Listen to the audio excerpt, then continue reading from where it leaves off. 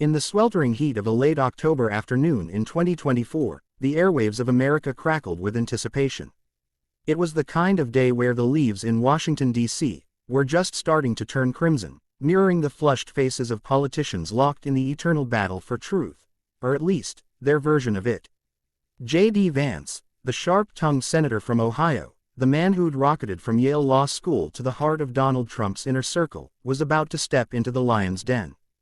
The Den, CNN's studio, where Jake Tapper, the unflinching anchor with a stare that could curdle milk, waited like a hawk eyeing its prey. Vance wasn't just any guest.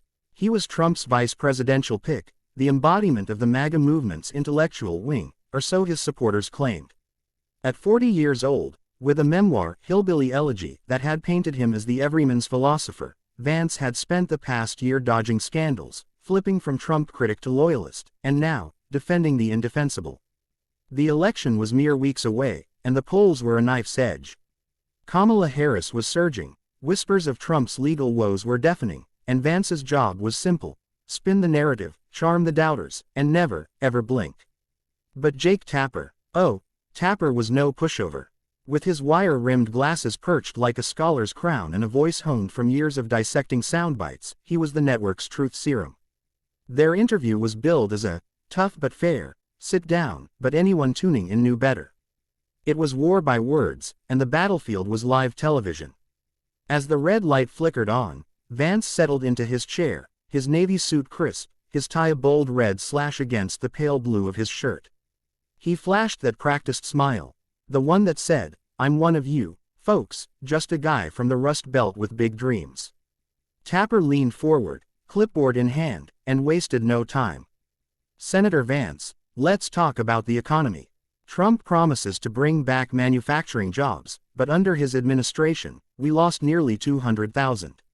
How do you square that with your pitch to working-class voters?" Vance's eyes narrowed, but his voice was steady, laced with that Midwestern drawl that made him sound folksy. "Jake, that's the fake news talking. We rebuilt the supply chains, invested in American workers. Look at the numbers. Unemployment hit historic lows. It's the Biden-Harris mess that's gutting us now." He leaned back, arms crossed, as if daring Tapper to push further. The studio audience, a mix of undecided voters bussed in from Virginia's suburbs, murmured approvingly. A few claps echoed off the walls. Tapper didn't flinch. He adjusted his glasses, a subtle tell that the real questions were coming. "Fair enough, but let's pivot to something you've said repeatedly on the trail. You've claimed that Kamala Harris cackled her way through the border crisis, calling her the border czar, who let in millions of migrants. Fact-checkers have debunked that. She was tasked with addressing root causes in Central America, not managing the border. Isn't that a deliberate misrepresentation?" The room temperature seemed to drop 10 degrees. Vance's jaw tightened, his fingers drumming lightly on the armrest. For a split second, the mask slipped, a flicker of annoyance in those piercing blue eyes. But he recovered, chuckling as if it were all a big misunderstanding. "Come on, Jake, everyone knows what I mean. She's in charge of the White House's immigration disaster. Millions pouring in, fentanyl flooding our streets, that's on her watch. The American people aren't buying the semantics." Tapper's expression was pure granite. He held up a tablet, the screen glowing with headlines from the New York Times, Politico, even Fox News. "Affiliates. Semantics. Senator, you've said this exact phrase 47 times in the last month alone, I counted. And now, with the election so close, are you prepared to stand by it, or is this just campaign rhetoric?" The audience shifted uncomfortably. A woman in the front row, wearing a faded Trump 2024 hat, whispered to her neighbor, "He's got him now." Vance's chuckle died. His face reddened, not from embarrassment, but from the slow-building fury of a man cornered. He uncrossed his arms, leaning forward like a boxer squaring up. "Jake, with all due respect, and I mean none, you're playing gotcha games while our country burns. The border czar title, it's what the administration called her. Don't lecture me on facts when your network buried the Hunter Biden laptop story for years." The studio gasped. Tapper's eyes widened fractionally, not in shock, but in the way a prosecutor smells blood. "Senator, that's a deflection. The White House never called her the border czar. That's a Republican talking point. And as for the laptop, we've covered it extensively. But let's stay on point. Are you lying to the American people about Harris Roll? The word, lying, hung in the air like smoke from a gunshot.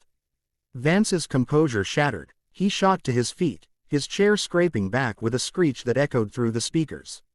Lying, lying. His voice boomed, veins bulging in his neck, face now a volcanic crimson.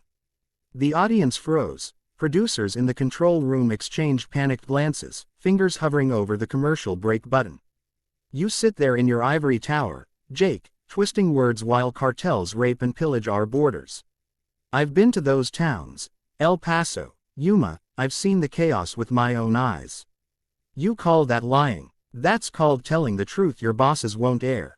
Tapper remained seated, his voice calm but edged with steel. Senator, please, sit down. We're having a conversation, not a filibuster. If you've seen the chaos, why not address the facts? The migrant surge peaked under Trump too, with Title 42. Your own book talks about empathy for immigrants. Where's that J.D. Vance now? Vance paced the set like a caged panther, microphone cord trailing behind him.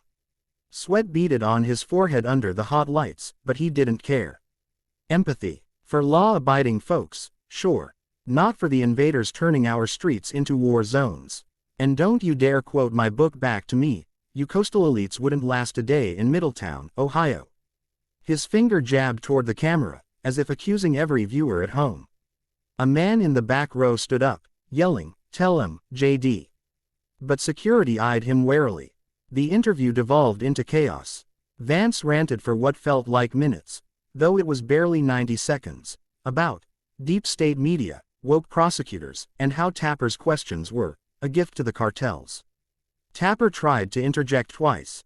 "Senator, this isn't helping," and "let's talk policy," but Vance drowned him out, his voice rising to a near scream that peaked when he slammed his fist on the desk. "You want the truth, Jake. The truth is your network's in the tank for Harris. The truth is Trump's the only one fighting for real Americans. And if calling out the border czar bothers you, then maybe check your own lies." Cut to commercial. The screen faded to black amid a stunned silence, broken only by the faint hum of the studio AC. Backstage, Vance's handlers swarmed him, dabbing his brow with a towel, whispering urgently about damage control. "That was gold," one aide muttered, half joking. Vance, still breathing heavy, shot back, "It was necessary. They pushed me." But deep down, in the quiet recesses of his Yale-trained mind, he knew, this wasn't hillbilly elegy. This was hillbilly eruption. The clip went viral before the hour was out. By evening, #Vance Meltdown trended worldwide, racking up 50 million views on X, formerly Twitter. Liberals cackled. Puns about couch guy, a nod to old memes, flooded memes pages. Conservatives rallied. "Jade's fighting for us." Fox News looped it approvingly, while MSNBC dissected it as Trumpism unmasked. Late-night hosts pounced. Stephen Colbert quipped, "J.D. Vance screamed so loud, even the migrants heard it and self-deported." Seth Meyers added, "If deflection was an Olympic sport, Vance just won gold, and screamed the national anthem." But the real fallout brewed in the shadows. Vance's team spun it as passion, not meltdown. Trump himself tweeted, "Our Truth Social Ed," at 2 a.m. J.D. Vance destroys fake news CNN. Sleepy Jake Tapper crushed. #MAGA. Polls ticked up slightly in Rust Belt states, Ohio, Pennsylvania, where voters saw fire, not fury. Yet, fact-checkers piled on. The Washington Post tallied 12 false claims in 5 minutes. Harris campaign ran ads. When caught in a lie, Vance doesn't correct, he explodes. Weeks later, as election night loomed, Vance reflected in a quiet hotel room in Philadelphia. The scream had defined him, for better or worse. Was it a lie exposed? Or a truth too raw for polite TV? In the end, America decided, narrowly, bitterly, as always. But one thing was clear. In the Coliseum of cable news, J.D. Vance hadn't just screamed at a host. He'd roared for a movement, lies and all, echoing into the annals of political theater. And somewhere, in a dimly lit control room, Jake Tapper smiled faintly. Another day, another dent in the armor. The hunt for truth never slept.